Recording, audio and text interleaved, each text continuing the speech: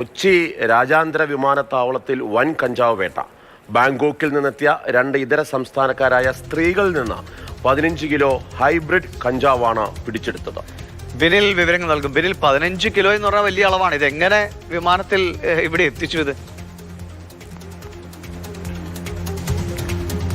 ദിവിഷ, അതാണ് ഏറ്റവും രസകരമായിട്ടുള്ള ഒരു കാര്യം. മേക്കപ്പ് സാധനങ്ങൾ എന്ന പേരിലാണ് ഈ 15 കിലോ കഞ്ചാവ് ഇങ്ങോട്ടേക്ക് എത്തിച്ചത്.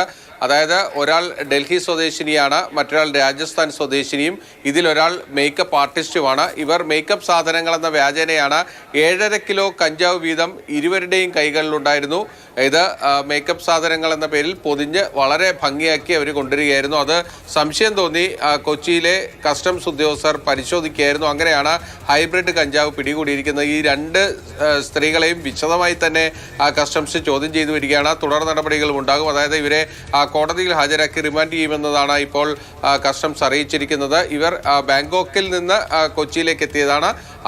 ഇത് ആർക്ക് നൽകാനാണ്, ആർക്ക് വേണ്ടിയാണ്, ഇതിൻ്റെ ഒരു വലിയൊരു വിപണന സാധ്യത എവിടെയാണ് തുടങ്ങിയ കാര്യങ്ങളൊക്കെ തന്നെ അന്വേഷിക്കേണ്ടതുണ്ട്. സാധാരണഗതിയിൽ കസ്റ്റംസിൻ്റെ കേസുകളിലൊന്നും തന്നെ അത്തരത്തിലേക്ക് പോകാറില്ല. പക്ഷേ ഇപ്പോൾ നമ്മുടെ സംസ്ഥാനത്ത് ഇത്രയധികം ലഹരി കേസുകളൊക്കെ പിടികൂടുന്ന ഒരു പശ്ചാത്തലത്തിൽ ഇത് എങ്ങോട്ടേക്ക് കൊണ്ടുവന്നു, ഇത് ആർക്ക് വേണ്ടി കൊണ്ടുവന്നു, ഇതിന്റെ വലിയൊരു വിപണിയായി കണ്ടെത്തേണ്ടിയിരിക്കുന്നു. ബിനിൽ റിപ്പോർട്ട് ചെയ്യുന്ന പോലെ അത് ഇത്തരം ഹൈബ്രിഡ് കഞ്ചാവ് വരെ നമ്മുടെ നാട്ടിലേക്ക് എത്തുന്നു എന്നുള്ളതാണ്. മേക്കപ്പ് സാധനം എന്ന പേരിൽ 15 കിലോ ഒക്കെ കൊണ്ടുവന്നു എന്നാണ്